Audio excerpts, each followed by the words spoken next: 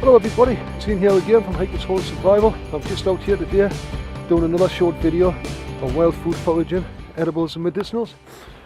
Before we go any further, I'd just like to say as usual, don't take for granted what I say or anybody else for that matter. Always do your own research, take responsibility for yourself.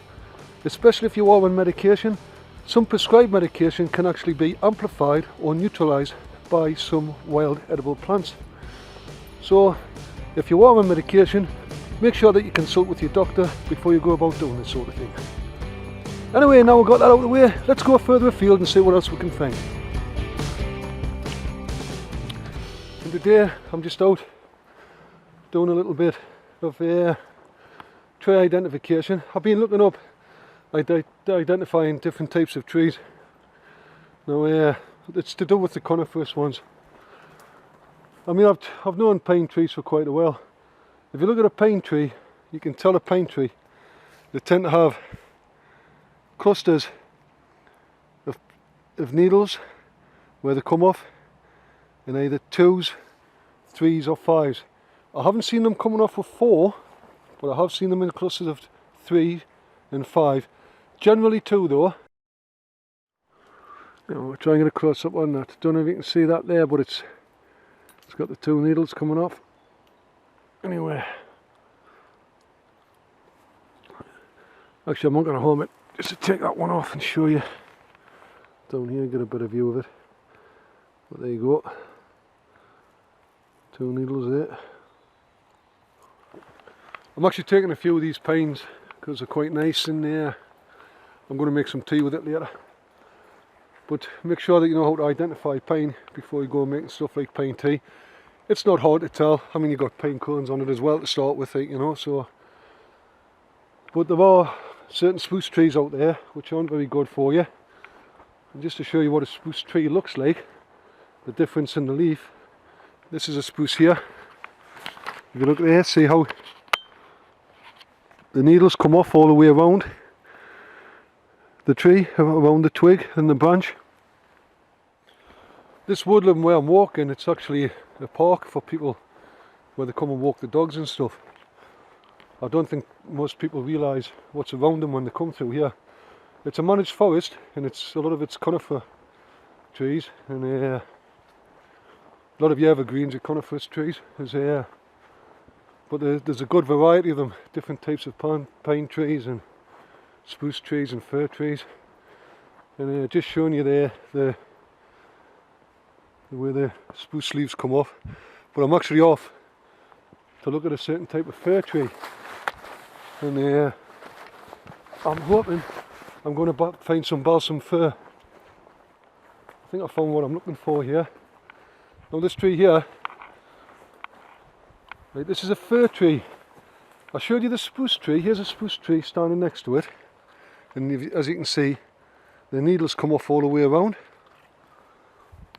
With a fir tree, the needles tend to come off side to side, okay? Now, they do come off around the actual branch. Pep! They do come off around the actual the branch itself, or the twig, but they tend to lay out to the side, not quite flat, but almost flat, go side to side. Just one sec, I've got a thing on my lens, I just need to knock that off. You see what I mean? And on the bottom, what I've noticed is, even though they come off, they tend to have a clear line under the bottom. But anyway, this one, I believe, is a balsam fir. But don't take my word for it. But I have been looking these up, but if you look here, see all these blisters? Absolutely filled with sap. See that? All the sap coming out of there. See here, if I pop this one, all this sap coming out of there. I don't know how well you can see that on the camera, but try this one. Stick my thumb in, give it a squeeze. All that lovely sap coming out. And this one here is absolutely bulging all over the place. But it's a good tree to know if you want a quick firelight. I'll just give that one a pop on top of there. There we go. See all the sap coming out? All that lovely sap. There we go. There it is on my finger. Yep. Take it off. That was a bit of the actual blister came off. There is a kind of spruce that I was hoping to find today. Thought I'd lost my bloody tripod there. There is a type of spruce that I was hoping to find today, but it's not here. Well, there's nothing on any of them. They tend to lose their leaves in the winter, even though coniferous trees are generally evergreen, and pine trees are considered they're all considered as as evergreen. Some of them do actually lose the pines in the winter time, but generally speaking they are evergreen. And the one that I was looking for today, I believe it's called a golden spruce. And in the springtime, when the new pines start to come off and the new shoots start to come off on them, you can pick them and actually eat them as well. And I have eaten one before. It is quite nice, but like I say, be careful with your spruce trees because some of them are poisonous, you know. And you want to make sure with your fir trees and something like say the yew tree, which is can be lethal if you're not careful. Even burning the wood off a yew tree, and if you inhale in the fumes, it can induce a heart attack while you're asleep at night. If you cook meat or anything, you just keep away from yew. But anyway, make myself a nice cup of tea.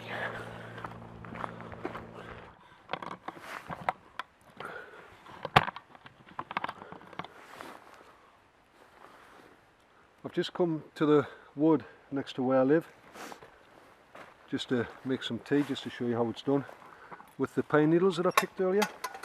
It's not too difficult. I'm just going to use a gas stove for this though.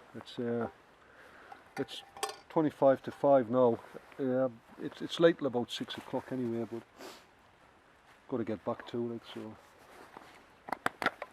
anyway, I'll just set the gas stove up and get the water on the boil and just show you how simple it is to make a little bit of pine tea. The various different pine trees do have different flavours of tea, but like I say, make sure you can identify the pines before you start making tea with them, because you don't want to be taking tea from a type of spruce where it's going to have one or two naughty things in there, toxins and stuff that you don't want to be drinking. And especially something like yew tree, which is really not going to make you feel very well. What I'm going to do is boil up some water first and just wash like my cup and stuff with it before I use it, because I haven't used this cup for a few days. There's one or two things in there that look like they could do with being cleaned out. And also I need to give the pines a wash as well. Sorry, the needles a wash. Just while that's heating up, I'll just give you a closer look at the pine needle. There we go. I need to focus that in a bit closer to the, I think that's as far as it'll focus. Oh, there we go. There we go. See how the pine needles are in two? There's in clusters of two there, coming off on pairs. You will see these coming off in 3 and 5. I haven't seen any coming off in clusters of 4 before, but they tend to be 2, 3 or 5. And that's how we identify that it is a pine tree. Some trees can look similar to, say, a spruce, but on checking the needles you'll see, even though they're coming off all the way around, they're coming off in 2s and 3s, and that indicates that it is a pine tree, whereas the spruce come off all the way around and they're just single needles, and it's the same with the fir trees as well. Okay, my water's starting to come to boil there. This is just for cleaning the cup. Oops. I'll give that a good swill out. There's my cup nice and clean.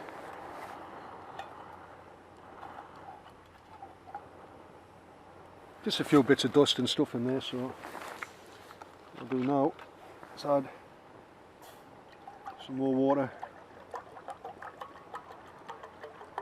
and I'll let that boil.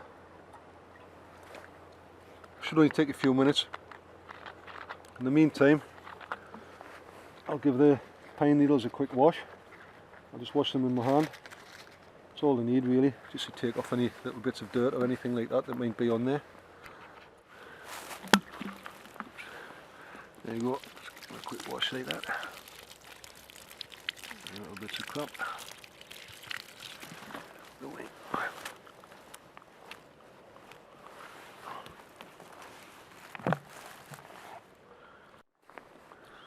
Okay, the water started to steam now and it's starting to boil. I'm not actually going to let it boil right up, I'm going to turn down the heat.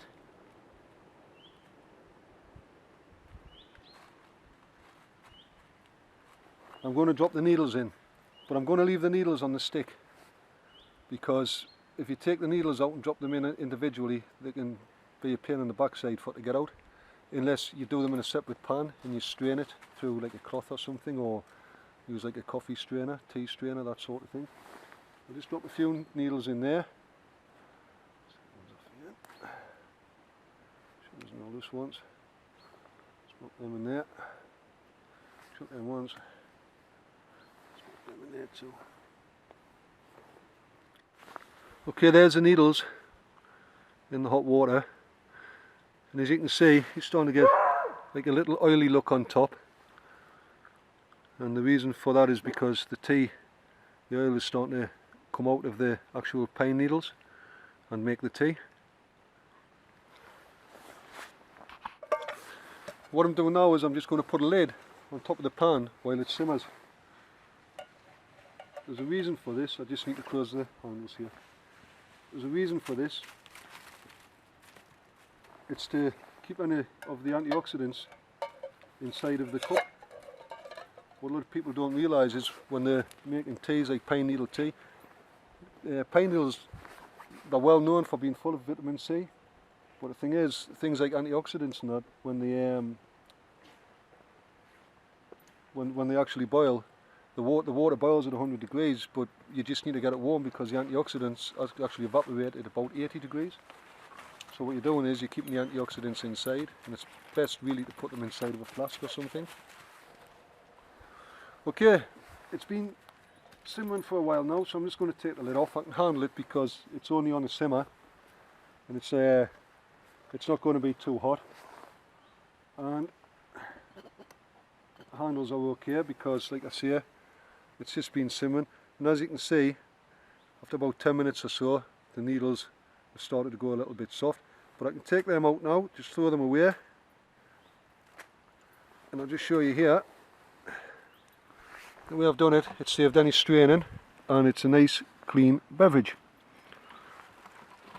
You don't need to add sugar or any flavouring, because when I've had pine needle tea before, well actually my favourite is Scotch pine.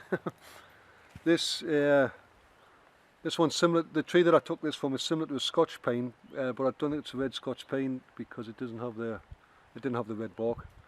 So, but the needles themselves are quite similar. But I'll just have a taste.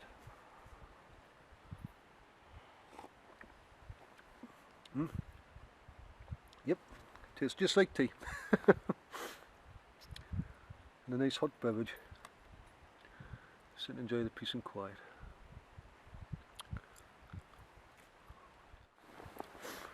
Like I said, to save any antioxidants and anything, so if you're making other fusions, such as from nettles or anything like that, it's best to do them inside of a flask. Put them in, not quite at boiling temperature, but put them in, or if you do it at boiling temperature, put them in and put the lid on, and it holds all the antioxidants and all the vitamins and everything inside of the flask. And then once it's cooled down, you can drink it, best drunk at about 50 degrees, 50 to 60 degrees, which is round about drinking temperature. And you're going to take all that goodness in as well. There's a tonic which you can drink called Yellow Dock that I learnt from a guy on the internet, and it was a few years ago now. I was a bit of a student of his a few years back, and it's called Yellow Dock, and you make a tonic from the yellow dock the same way as you would make coffee from dandelion wood, and you drink this 2 or 3 times a day for a week, and then you just need 1 or 2 cups a week after that. And what that does is it cleanses all your insides out, all your intestines and everything. Your intestine gets covered in this sort of lime scale sort of stuff, call it, and the antioxidants actually can't get through that for your body to absorb it, so you need to cleanse your body first before you'll actually ingest any antioxidants. But anyway, there's a nice bit of pine needle tea for you. Tastes quite pleasant. I'm going to sit and enjoy this before I head off home, and thanks for watching the video. My name's Ian Cawthorne. This is Hiker's Forest Survival. I hope you've enjoyed the video. So until next time, stay safe.